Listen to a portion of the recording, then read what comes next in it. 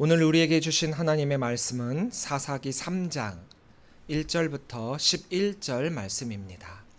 사사기 3장 1절부터 11절 말씀입니다. 함께 한 목소리로 읽도록 하겠습니다. 여호와께서 가나안의 모든 전쟁들을 알지 못한 이스라엘을 시험하려 하시며 이스라엘의 자손의 세대 중에 아직 전쟁을 알지 못하는 자들에게 그것을 가르쳐 알게 하려 하사 남겨두신 이방 민족들은 블레셋의 5 군주들과 모든 가나안 족속과 시돈 족속과 바알 헤르몬 산에서부터 하맛 입구까지 레바논 산에 거주하는 히위 족속이라. 남겨두신 이 이방 민족들로 이스라엘을 시험하사 여호와께서 모세를 통하여 그들의 조상들에게 이르신 명령들을 순종하는지 알고자 하셨더라. 그러므로 이스라엘 자손은 가나안 족속과 헷 족속과 아모리 족속과 브리스 족속과 휘위 족속과 여부스 족속 가운데 거주하면서 그들의 딸들을 맞아 아내로 삼으며 자기 딸들을 그들의 아들들에게 주고 또 그들의 신들을 섬겼더라. 이스라엘 자손이 여호와의 목전에 악을 행하여 자기들의 하나님 여호와를 잊어버리고 바알들과 아세라들을 섬긴지라. 여호와께서 이스라엘에게 진노하사 그들을 메소보다미아 왕 구산 리사다임의 손에 파셨으므로 이스라엘 자손이 구산 리사다임을 8년 동안 섬겼더니 이스라엘 자손이 여호와께 부르짖음에 여호와께서 이스라엘 자손을 위하여 한 구원자를 세워 그들을 구원하게 하시니 그는 곧 갈렙의 아우 그나스의 아들 온니엘이라. 여호와의 영이 그에게 임하셨으므로 그가 이스라엘의 사사가 되어 나가서 싸울 때에 여호와께서 메소보다미아 왕 구산 리사다임을 그의 손에 넘겨주심에 온니엘의 손이 구산 리사다임을 이기니라. 그 땅에 평온한 지 40년에 그나스의 아들 온니엘이 죽었더라. 아멘. 할렐루야. 오늘도 주의 전을 차신 우리 성도님들을 주님의 이름으로 사랑하고 축복합니다. 우리 옆에 계신 분들과 함께 인사 나누겠습니다. 사랑합니다. 축복합니다. 사랑합니다. 축복합니다. 예배 동행으로 함께 해주신 우리 성도님들 주님의 이름으로 사랑하고 축복합니다. 이렇게 무더운 여름이 되고 또 지내기가 어려운 시기가 되지만 하나님께서 다 때에 맞게 주시는 은혜인 줄 믿습니다. 우리가 추우면 춥다고 불평하고 더우면 덥다고 불평하는 것이 아니라 추우면 추운 것에 감사하고 더우면 더운 것에 감사할 줄 아는 우리 성도의 입술이 된다면 그 입술을 통하여 하나님께서 더 큰 영광을 받으시고 또한 더 큰 복을 우리들에게 주실 줄 믿습니다. 바로 지금이 오늘이 나의 입술을 통하여 하나님께 감사하는 시간이 되시기를 바랍니다. 우리는 살면서 이런 질문을 한 번쯤은 하는 것 같아요. 하나님, 딴 사람 기도는 다 들어주는데 왜 제 기도는 안 들어주세요? 제가 이런 문제가 있어가지고 이거 해결해 달라고 그렇게 오랫동안 기도를 했는데 딴 사람들 기도는 그렇게 잘 들어주시면서 왜 제 기도는 그렇게 안 들어주십니까? 한 번쯤은 아마 이런 마음을 가져보셨을 거예요. 왜 나에게 해결되지 않는 문제가 남아있을까? 왜 내가 기도해도 쉽게 풀리지 않는 관계가 있을까?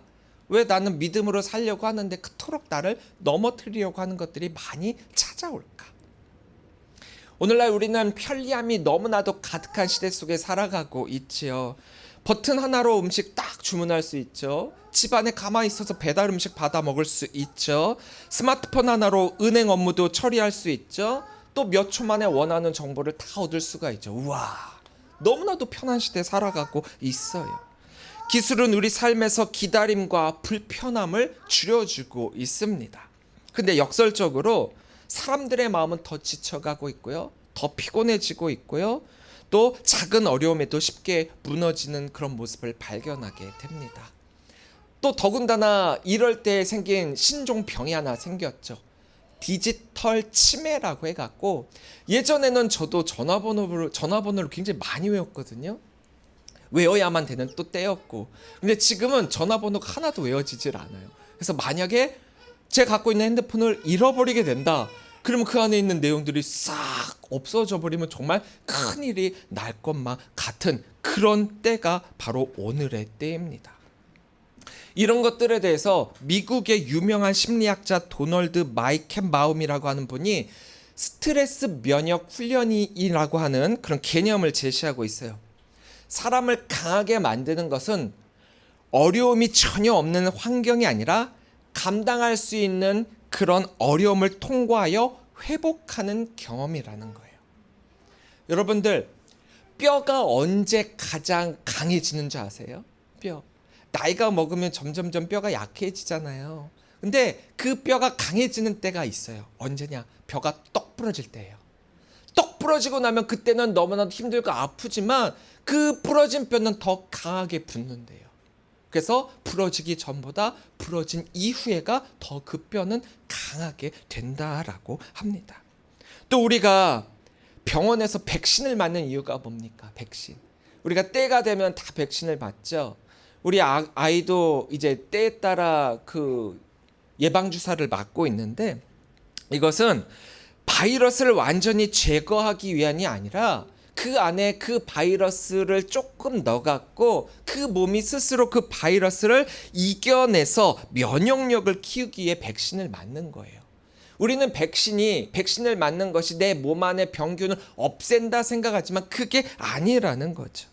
운동도 그렇습니다. 우리는 근육을 키우기 위해 운동을 하는데 근육이라는 게 쉽게 만들어지지가 않아요. 자극을 주고 저항을 이겨낼 때 근육은 자라나게 됩니다. 그러니까 근육은 편하게 키울 수 있는 게 아니라는 거죠. 조금 불편하지만 그 불편함을 감수하고 나면은 엄청난 근육을 얻게 되고 그 근육을 통해서 얻게 되는 이점이 많아진다라는 거예요. 아이들도 그렇습니다. 좋은 부모가 된다라고 하는 것은 아이들에게 뭔가 좋은 것을 입히고 먹이고 그 필요를 채워주는 것이 아니라, 또 아이 앞에 있는 모든 장애물들을 대신 제거해주는 그것이 아니라 아이가 스스로 일어날 수 있는 법을 가르치는 부모가 최고의 부모라고 해요. 흥미롭게도 이 원리는 이미 수천 년 전부터 성경에서 우리들에게 잘 가르쳐주고 있습니다. 오늘 본문을 보면 하나님께서 약속의 땅에 남아있는 그 이스라엘 족속들을 제거하지 않으셨다라고 하는 것을 발견하게 되죠. 저희가 사사기 말씀을 이제 계속해서 나누고 있는데요.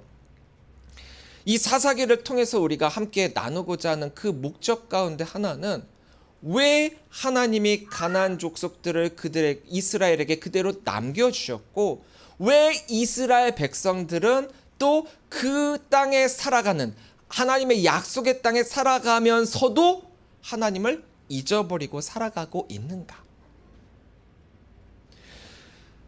그들은 스스로의 소견대로 하나님의 말씀에 순종하지 않고 그 땅 민족 가나안 족속들을 그 땅에 그대로 남겨두었다라고 했어요. 왜냐? 자기들의 생각에는 그들을 그 땅에 남겨두는 것이 자기들에게 이득이 될 것이다 라고 여겼던 거예요. 하나님은 그들을 완전히 쳐서 진멸하라라고 했지만 그들을 남겨둠을 통해서 그들로부터 그들의 문화도 배우고 지식도 배우고 농사도 배우고 또 그들을 우리들의 속국으로 삼아 노동력도 얻고 일석몇조의 이득을 보게 되잖아요. 하지만 하나님은 그들을 완전히 진멸하라라고 말씀하셨어요. 사사기 2장 말씀에서 이들이 하나님의 말씀에 불순종함을 통하여 하나님이 이스라엘을 심판하셨다라고 했는데, 그 심판의 내용 가운데 이게 있었습니다. 하나님이 가나안 족속들을 그대로 내버려 두더라. 이상하죠? 이스라엘이 전쟁하면서 그들 스스로 가나안 족속들을 내버려 뒀다라고, 자기들의 이득을 취하기 위해 내버려 뒀다라고 여겼었는데, 이게 하나님의 심판의 거리가 또 되고 있다라는 거예요. 그들을 그냥 내버려 두시는 게 하나님이 이스라엘을 향한 심판이라는 거예요. 잘 이해가 되지 않습니다. 이해가 잘 안 돼요. 사실 인간적으로 생각한다라고 한다면, 만약 하나님이 그렇게 될 것을 아셨다라고 하면 미리 그 약속의 땅 가나안 땅을 정말 쫙 정리를 해가고 깨끗해진 상태에서 그 이스라엘 민족들을 그 안에 들여보내셨다라고 한다면 누이 좋고 매부 좋고 편안하고 와 이제 하나님 말씀대로만 사는 삶을 살아가기만 하면 되겠다 할 수 있었을 텐데 하나님은 그렇게 하지 않으셨어요. 이유가 뭘까요? 우리 삶에는 많은 문제들이 여전히 남아 있습니다. 우리 삶에 남겨진 문제가 반드시 우리에게 문제로만 남겨진 것이 아니라는 사실을 여러분들은 알고 계십니까? 우리는 내 안에 문제가 그대로 남겨져 있으면은 하나님이 내 기도를 들어주시지 않은 것이고 하나님은 이 땅에 없다라고 하는 그런 선언까지 하는 그런 무지를 우리가 나타내기도 합니다. 하지만 그것이 하나님의 부재를 의미하는 것은 아닙니다. 오히려 하나님께서 우리들이 믿음을 갖고 견디게 하고 또 세우시기 위해서 허락하신 훈련의 자리일 수도 있다라는 거예요. 1절 말씀을 함께 보겠습니다. 여호와께서 가나안의 모든 전쟁들을 알지 못한 이스라엘을 시험하려 하시며. 자, 여기에 나온 단어 중에 시험이라는 단어, 이게 히브리어 단어로 나사라고 하는 단어인데 이 단어의 의미는 누군가를 넘어뜨리기 위해 시험하는 것이 아니라, 그러니까 예를 들면은 사탄이 우리 인간들을 넘어뜨리려고 하는 그런 시험이 아니라 순종의 여부를 드러내는 검증이라는 의미가 있어요. 그러니까 이 단어는 그 불 속에 금속을 집어넣음을 통해서 그 금속의 불순물들을 다 태워내고 순도 99.99999% 100%는 없으니까요. 그렇게 해갖고 정말 순도 있는 금속을 만들어내려고 하는 것처럼 사람을 넘어뜨리기 위한 유혹이 아니라 믿음의 진실성을 드러내고 연단하는 그 검증을 의미하는 단어입니다. 하나님이 우리들에게 주시는 시험은 사단이 우리들에게 주는 시험과는 전혀 다르다라는 거죠. 이런 거예요. 하나님이 나를 모르시니까 나를 알기 위해서 이런 시험거리를 시험 주시면서 이 시험에서 어떻게 하나 보시려고 하기 위한 것이 아니라 이 시험은 내가 나를 모른단 말이에요. 여러분들 스스로 나를 잘 안다라고 여기지만 사실 제일 모르는 게 나예요. 내가 나를 가장 잘 몰라요. 그래서 이 시험은 내가 나를 모르기 때문에 내 믿음의 실체를 내가 발견하며 깨닫고 또 그것을 바탕으로 앞으로 어떻게 이 세상을 살아가야 되는지 알려주시기 위한 하나님의 방법이라는 거예요. 이 시험이라는 단어가 신명기 8장 2절에서도 이렇게 사용하고 있습니다. 내 하나님 여호와께서 이 40년 동안에 내게 광야길을 걷게 하신 것을 기억하라. 이는 너를 낮추시며 너를 시험하사 내 마음이 어떠한지 그 명령을 지키는지 지키지 않는지 알려 하심이라. 자, 우리가 흔히 생각할 때 광야는 아무것도 없는 그런 곳이기 때문에 그곳에 내버려 두게 된다라고 하는 것은 버려졌다라고 생각을 하기도 해요. 하지만 이 광야는 하나님께서 이스라엘을 버리신 장소가 아니라 하나님의 백성으로 빚어가신 신앙 훈련 장소라는 거죠. 유명한 구약학자 다니엘 아이작 블록이라는 이 사람은 사사기 주석에서 이렇게 이야기를 해요. 하나님께서 남겨두신 민족들은 이스라엘을 파괴하기 위한 장애물이 아니라 언약 백성의 순종을 드러내는 시험장이다라고 설명을 하고 있습니다. 하나님이 잔인하게 이스라엘 백성들을 아무것도 없는 광야 땅에 몰아넣으신 것이 아니라 이것이 바로 하나님을 알려주시기 위한 교육 방식이라는 거예요. 우리도 종종 이렇게 기도하죠. 하나님, 우리에게 이러한 장애물만 없애주시면, 하나님 이것만 해결해 주시면, 하나님 이것만 저에게 주시면 정말 하나님이 원하시는 대로 할게요. 우리는 기도할 때 참 희한하게 하나님께 조건을 다는 경우가 참 많아요. 하나님이 들어주셔야 뭔가를 한다? 하나님이 들어주셔야 뭔가를 한다? 그런데요, 하나님은 때때로 우리들에게 있는 남겨진 그 문제를 제거해 주시기보다 그 문제를 통해서 우리의 믿음이 더욱 자라게 만드시는 분이세요. 우리가 여기에서 우리의 믿음의 판가름이 나고 있거든요. 하나님이 우리들에게 문제를 쫙 남겨주었을 때 그 문제를 어떻게 바라보느냐. 하나님이 그 문제를 해결해 주시겠지라고 열심히 기도하시는 분도 계시고, 이 믿음을 통해서 이 문제를 통해서 나의 믿음을 더욱더 단단히 세워야지, 이렇게 또 결단하시는 분도 계시다는 거예요. 그 결과는 좀 달라요. 하나님이 이 문제를 해결해 주시겠지, 이것도 좋은 믿음이에요. 이게 틀렸다는 게 아니에요. 그런데 그거에 대한 뒤후속 조치가 차이가 나요. 만약 하나님이 그 믿음대로 그 문제를 해결해 주시지 않는다면 여러분들 어떻게 하시겠어요? 저도 생각을 해보면은 하나님께 기도를 할 때 하나님이 제 기도에 반대로 대답해 주시는 경우가 너무 많았어요. 지금 제가 여기 부천에 있잖아요. 저는요, 하나님께 목회의 길을 열어주신다면 수원 방향 쪽으로 해달라고 했었어요. 수원은 동쪽이에요. 동쪽과 전혀 반대된 서쪽으로 저를 보내시더라고요. 하나님, 제가 이런 목회를 하고 싶어요, 기도했는데 전혀 다른 방법으로 또 응답을 해주셨어요. 그러면 제 기도는 안 이루어진 걸까요? 그게 아니라는 거예요. 우리는 하나님이 이 문제를, 이런 것을 해결해 달라고 얘기를 하지만 하나님이 해결해 주시는 방법은 우리 인간의 방법과 다를 수도 있다는 걸 우리 인정을 해야 돼요. 아이들이 원하는 것은 너무나도 많죠. 저도 이제 아이가 요즘에 이제 막 궁금증이, 호기심이 많아가지고 여기저기 손을 대기 시작을 해요.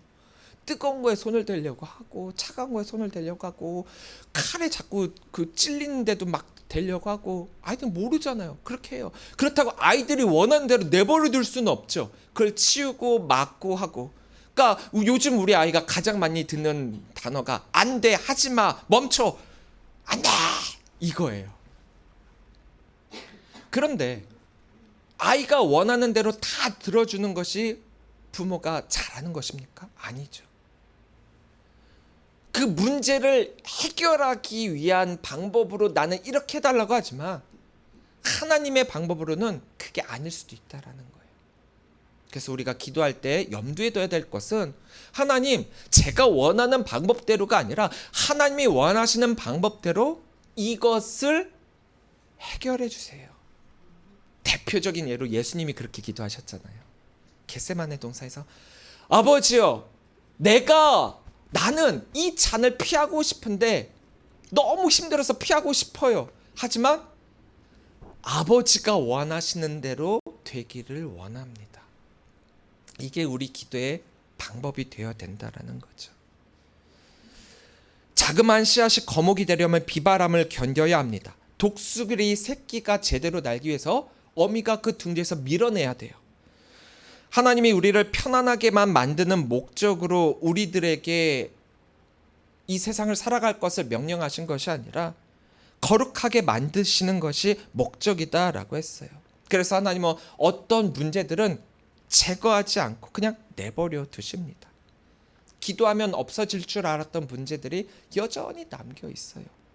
오랫동안 씨름하던 그런 가족 문제가 그대로 남아 있을 수 있고요. 자녀들의 또 문제들이 그대로 남아 있을 수도 있고, 사역의 어려움은 그대로 남아 있을 수 있습니다. 그게 하나님이 없다는 증거가 되는 것도 아니고 하나님이 내 기도를 들어주지 않으신다라고 하는 그런 불평이 될 수도 없다라는 거예요. 왜? 이것이 하나님의 외면이 아니니까요. 오히려 하나님은 이렇게 말씀하십니다. 그 문제 가운데 내 은혜에 더 깊은 법을 배우라. 내 능력을 더 의지해라. 너의 힘이 아니라 나를 신뢰하는 법을 배우라. 바울 사도조차도요, 그가 평생 동안 기도했던 기도의 제목이 있다라고 했죠. 내 몸의 가시를 좀 제거해 주세요. 나를 괴롭히고 있는, 하나님의 사역을 하는데 방해가 되는 이 가시를 없애주세요. 얼마나 간절했겠습니까? 자기를 위해서도 아니었어요. 하나님의 사역을 위해. 그렇잖아요. 이게 정확하게 그 가시가 무엇인지 정확하진 않아요. 근데 우리가 이제 추측하기는 간질일 수도 있고 안질일 수도 있다라고 이야기를 해요. 근데 만약에 이렇게 제가 앞에서 이렇게 말씀을 선포하다가 제가 입에 거품을 물고 막 이렇게 떨고 벌벌벌 떨고 있다라고 한번 생각을 해보세요. 제 말씀에 신뢰가 가겠습니까? 하나님의 능력을 믿을 수 있겠습니까? 아니잖아요. 그러니까 사도 바울은 그것 때문에 내 몸의 가시를 없애달라고 했던 거예요. 선교에 방해가 될까 봐. 그런데 주신 하나님의 말씀은 딱 하나였죠. 내 은혜가 내게 족하다. 족하다. 우리 생각으로는 이것이 더 나을 것 같다라고 여기지만 그게 아니라는 거예요. 그렇기 때문에 우리는 하나님께 왜 이걸 나에게 여전히 남겨두셨습니까? 라고 따지고 질문하기 이전에 먼저 하나님께서 이 문제를 통해 나를 어떻게 빚어내실까? 이런 질문을 할 수 있어야 된다라는 거죠. 이 질문이 시작될 때 우리는 문제를 바라보는 시선을 갖는 것이 아니라 하나님을 바라보는 시선을, 믿음의 시선을 갖게 된다는 것입니다. 7절입니다. 이스라엘 자손이 여호와의 목전에 악을 행하여 자기들의 하나님 여호와를 잊어버리고 바알들과 아세라들을 섬긴지라. 지난주에 함께 나눴는데요. 여호와의 목전에 악을 행했다라고 하는 이 말은 여호와의 기준, 하나님의 기준에서 이건 악이라고 선언하신 거예요. 그러니까 인간의 생각으로의 악이 아니에요. 그러니까 예를 들면 우리가 그냥 여기 있는 물을 제가 먹었어요. 물을 먹었어. 물을 마신 거 이거 악이 아니죠. 근데 이 물은 사실 불쌍한 어떤 사람들에게 주기 위해 남겨뒀던 그런 물이라고 해봐요. 그리고 그것이 필요한 다른 사람이 있어요. 나는 사실 이 물이 크게 필요하지 않아. 난 먹어도 그만 안 먹어도 그만이었어요. 근데 이 물이 누군가에게 정말 목숨과 같은 물이었어요. 그걸 내가 먹어버렸어. 하나님이 이 물을 절대로 먹지 말라고 했는데 나는 그냥 아무 생각 없이 이걸 먹어버렸어. 나 아무 생각 없이 먹었고 또 이거는 누가 보더라도 뭐 별거 아니니까 이건 악이 아니라고 생각을 했죠. 근데 하나님은 절대 먹지 말라라고 명령을 했었어요. 에덴 동산에서 선악을 알게 하는 열매를 먹지 말라고 했던 것처럼 말이죠. 하나님의 기준에서 악이라고 하는 그 악은 그게 진짜 악이라는 거예요. 우리의 생각으로 판단하고 이건 악이다 아니다라고 할 게 아니라는 거죠. 그래서 여기에서의 말, 즉 여호와의 목전에 악을 행하였다라고 하는 이것은 하나님의 기준에서 이스라엘이 악을 행했다라는 거예요. 근데 그게 뭐냐?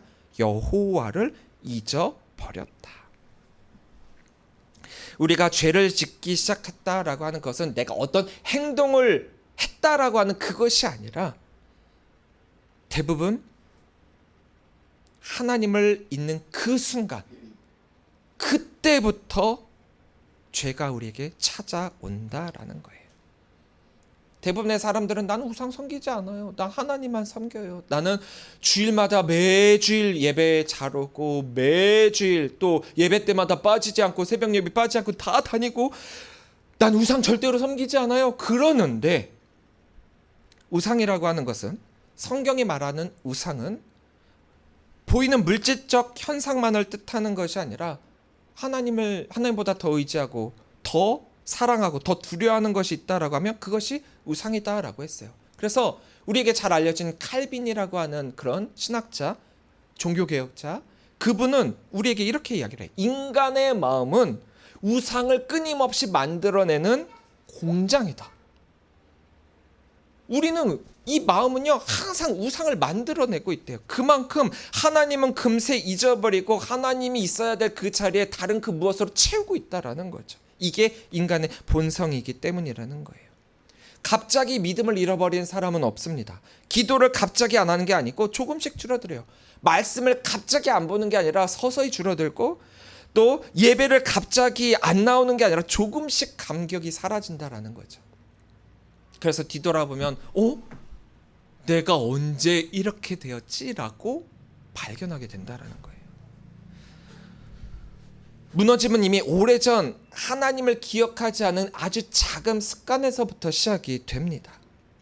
그래서 사람은 반복하지 않으면 대부분 그 내용을 매우 빠르게 잊어버린다라고 해요. 학교에서 반복 학습을 하는 이유가 거기에 있고요. 운동 선수들이 세계 최고의 선수들이다라고 하는 선수들도 매일매일 끊임없이 훈련하고 연습하는 이유도 거기에 있고요.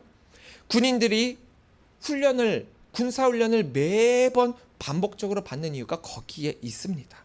근데 희한하게도요, 우리 성도님들은 신앙만큼은 반복 훈련을 하지 않아도 될 것이다 라고, 그냥 유지될 것이다 라고 생각을 해요. 이거 굉장히 큰 착각이에요. 신앙이야말로 반복 훈련이 필요하거든요. 기도도 예배도 찬양도 모두 하나님을 기억하는 방법이에요. 반복 훈련이라는 거죠. 그중 십자가는 그들의 최고봉입니다. 하나님의 사랑을 기억하는 최고의 방법이에요.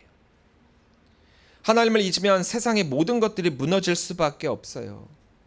오늘 우리가 가진 가장 큰 위기는 세상이 우리보다 강해졌다라고 하는 그것이 아니라 내가 하나님을 기억하는 시간이 약해졌다라는 거예요. 하나님의 시험은 이스라엘의 실패로 확인되고 있습니다. 또 실패했어요. 또 실패. 이게 한두 번이 아닙니다. 인간은 연약해서 계속해서 넘어집니다. 하나님은 그 인간들에게 실망을 할 법도 하고 포기할 법도 하시는데 하나님은 그럼에도 불구하고 이들을 포기하지 않으시고 계세요. 그게 하나님의 사랑이니까. 9절부터 10절입니다. 이스라엘 자손이 여호와께 부르짖음에 여호와께서 이스라엘 자손을 위하여 한 구원자를 세워 그들을 구원하게 하시니 그는 곧 갈렙의 아우 그나스의 아들 온니엘이라. 여호와의 영이 그에게 임하셨으므로 그가 이스라엘의 사사가 되어 나가서 싸울 때에 여호와께서 메소보다미아 왕 구사 리사다임을 그의 손에 넘겨주심에 온니엘의 손이 구사 리사다임을 이기니라. 이스라엘이 하나님께 부르짖으니까 하나님이 그들을 위해서 사사를 세우셨다라고 하죠. 그가 바로 온니엘입니다. 이게 하나님의 은혜예요.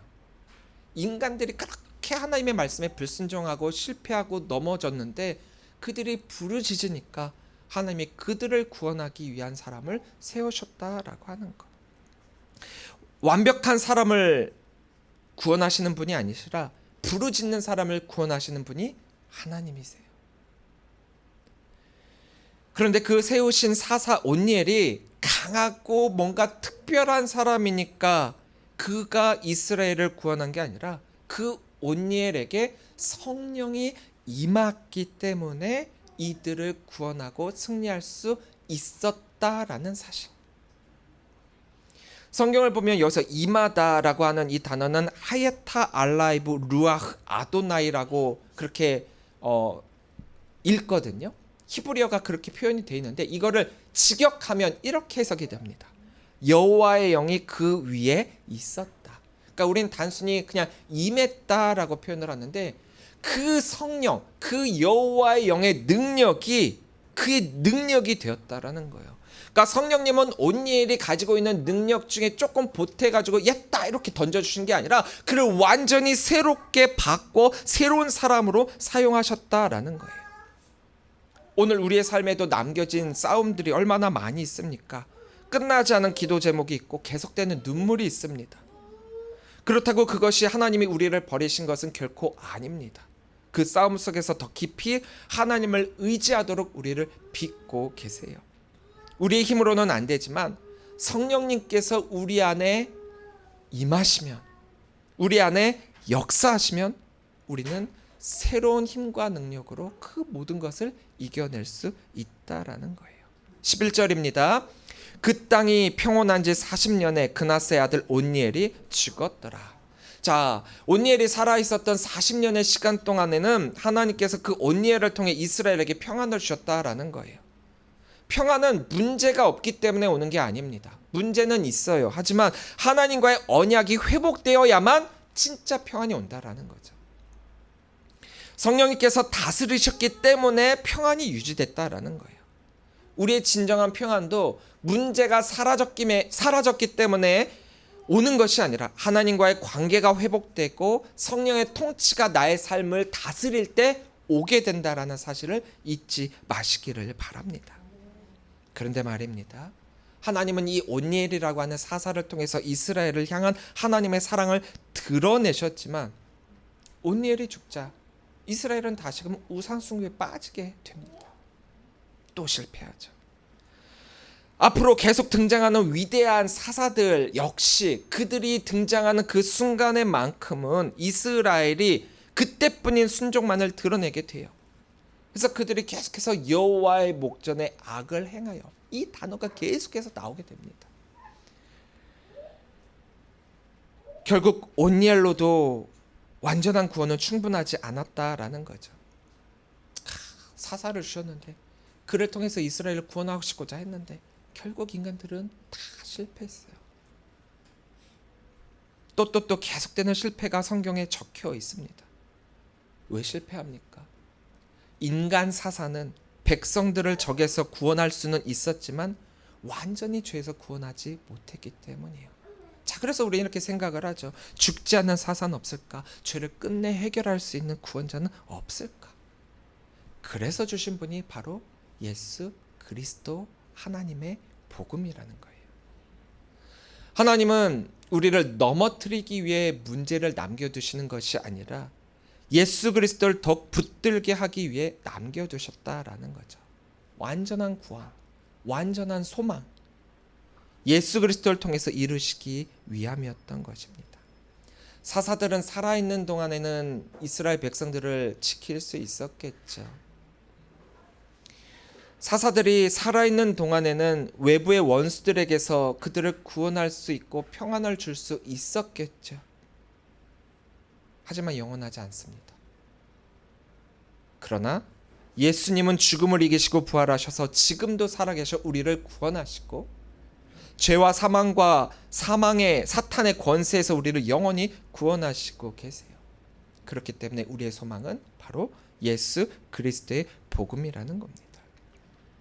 우리는 우리에게 남겨진 이 문제들을 바라보며 삶을 끝내는 것이 아니라 아까도 말씀드렸다시피 우리 삶에 남겨진 이 문제가 어떤 의미를 가지고 있는 것일까?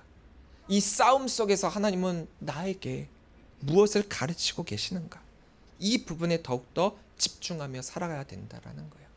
그러므로 우리에게 남겨진 문제 때문에 절대로 낙심하지 마시기를 바랍니다. 왜 하나님 내 기도는 안 들어줘요? 이게 아니라는 거예요. 하나님은 이미 여러분들의 기도를 들어주시고 계세요. 들어주신다니까요. 내 방법이 아닐 뿐이에요. 하나님의 방법으로. 그 문제를 통해 예수 그리스도를 더욱 붙드는 사람으로 하나님은 우리를 빚어가고 계십니다. 우리 삶에서 그 문제를 없애는 그것이 나에게는 도움이 안 되니까. 물론 그러실 수도 있어요. 문제를 없애주실 수 있지만 그 문제를 통해 이길 수 있는 사람으로 우리를 빚으시고 계신다는 사실 우리는 잊지 말아야 됩니다. 그래서 우리는 우리 가운데 남아있는 이 문제들을 바라보면서 하나님은 우리들에게 이렇게 말씀하시는 것을 우리는 들을 수 있어야 돼요. 그것들을 통해 것들을 견디며 그 모든 것들을 배우라. 사랑하는 성도 여러분, 오늘 여러분들은 어떤 문제들을 가지고 이 자리에 오셨습니까? 기억하십시오. 그 문제들은 여러분들이 하나님께 버림받았다라고 하는 증거가 아니라 오히려 하나님께서 여러분들을 더 큰 믿음으로 빚어가시고 계시는 과정임을 말입니다. 그러므로 문제보다 크신 하나님을 바라보고 시험보다 더 크신 예수 그리스도를 붙드시길 바랍니다. 그리고 성령님께서 오늘도 우리 안에 계셔 일하시고 계심을 믿으시기를 바랍니다. 끝까지 믿음으로 걸어갑시다. 예수님만을 따라갑시다. 믿음으로 순종합시다. 그 모습이야말로 우리를 구원하신 그 예수 그리스도에 대한 우리의 최고의 신앙임을 우리가 다시 한번 기억하면서 그런 삶으로 살아가기로 결단하는 우리 귀한 성도님들이 되시기를 주님의 이름으로 간절히 축원합니다. 기도하겠습니다.